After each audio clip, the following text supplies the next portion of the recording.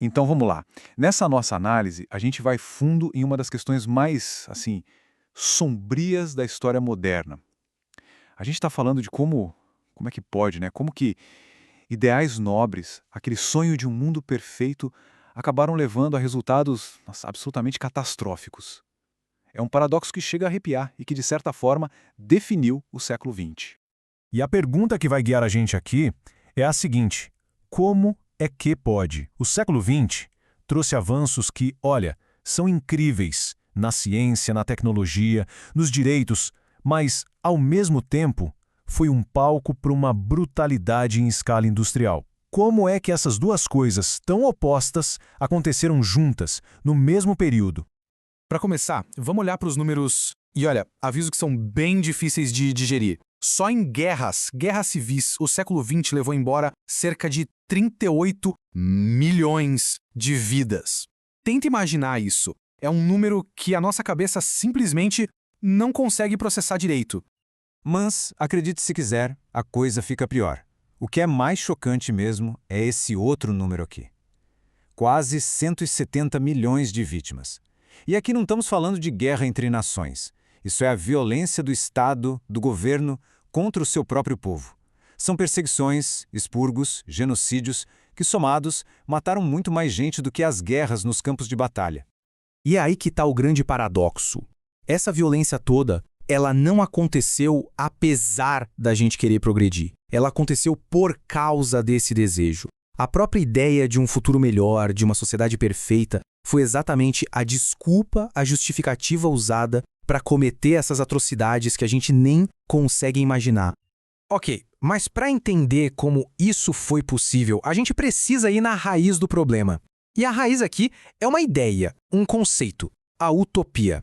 Sabe, aquele sonho poderoso de uma sociedade ideal, perfeita, que fascina todo mundo há séculos. E o nome já diz tudo, né? A palavra utopia vem do grego e significa literalmente lugar nenhum. É a descrição de uma sociedade perfeita, racional, igualitária. Um ideal que atrai, claro, mas que, por definição, é um lugar que não existe e nem pode existir no mundo real. E olha, essa ideia não é de hoje, não. Vem lá dos filósofos gregos, passa pelo Thomas More, que foi quem deu nome ao conceito, até chegar em comunidades religiosas. O sonho sempre esteve por aí. A grande virada, o ponto em que tudo muda, acontece na era moderna. É quando o pensamento secular, não religioso, pega essa fantasia e transforma ela num projeto político. E aí, de repente, a utopia deixa de ser um sonho distante, um lugar nenhum, para virar um plano concreto. Um plano a ser colocado em prática à força, no aqui e agora. E é exatamente aí, nesse exato momento, que o sonho vira pesadelo. É aqui que a coisa fica perigosa. Vamos entender agora como essa busca pela perfeição se liga diretamente com o terror em massa. O ponto-chave é o seguinte: gente é gente. A natureza humana simplesmente resiste a mudanças radicais forçadas. Então, quando as pessoas, seja de propósito ou sem querer, não se encaixavam naquele molde da sociedade perfeita, qual era a única ferramenta que sobrava para quem queria construir essa utopia? A violência.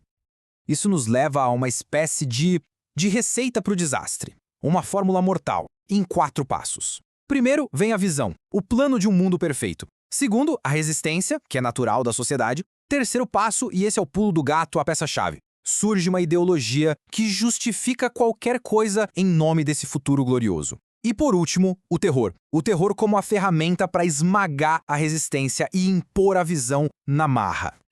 E aqui é importante a gente entender o que é ideologia nesse contexto. Não é só um conjunto de ideias, sabe? Ela funciona quase como uma religião política. Ela exige fanatismo, fé cega, sacrifício total e o mais perigoso. Ela dá para quem acredita nela a justificativa moral para usar qualquer meio, qualquer um, incluindo a violência mais extrema, para chegar no futuro prometido. Então, com essa ideologia servindo de combustível, os regimes do século XX construíram uma máquina de terror. E uma máquina terrivelmente eficaz. Vamos dar uma olhada agora nos 4 pilares, nas 4 engrenagens que faziam essa máquina funcionar. Essa estrutura toda pode ser quebrada em 4 partes. Primeiro, as massas. Pessoas que se sentiam perdidas, marginalizadas e que eram atraídas pela promessa de um propósito, de pertencer a algo. Segundo, as máquinas. E aqui a gente fala tanto da tecnologia, como propaganda, rádio, quanto da burocracia do Estado, a polícia secreta, o controle total. Terceiro, os agitadores, que era a elite no poder, a galera que usava métodos de criminosos mesmo para tomar e se manter no poder. E por fim, o cérebro de tudo, os planos mestres, a própria ideologia, que prometia o paraíso lá na frente, mas justificava o inferno no presente. Para a gente entender bem o perigo dessas ideologias, a fonte que a gente está analisando propõe um contraste bem interessante. A diferença entre a utopia secular, essa construída por seres humanos, e a ideia teológica de um reino divino. E a diferença aqui nossa, é gigante e está em duas perguntas: quem constrói e como. A utopia humana é um projeto nosso, feito na marra, na força, e que parte daquela crença perigosa de que nós podemos atingir a perfeição sozinhos. Já o conceito de reino, por outro lado, não é algo que se constrói, é algo que se recebe de uma força maior, divina. Ele não busca a perfeição humana, pelo contrário, ele parte do reconhecimento de que nós somos fundamentalmente imperfeitos. E essa diferença muda tudo para o papel do indivíduo, da pessoa comum. No projeto utópico, a pessoa é chamada para ser um militante, um tipo de engenheiro social que tem a tarefa de refazer o mundo, à força. Já no conceito de reino, a postura é totalmente diferente. Não é sobre construir, mas sobre servir. Não é sobre forçar, mas sobre receber e anunciar. É a diferença básica entre impor algo e aceitar algo. Então, se a gente for resumir tudo, o ponto central, a grande lição é esta: o perigo mais profundo mora em qualquer sistema, qualquer ideologia que dá a nós, seres humanos, que somos falhos por natureza, a permissão, a justificativa para impor a nossa visão de perfeição em cima dos outros, custe o que custar. E isso tudo deixa a gente com uma pergunta no ar para a gente pensar.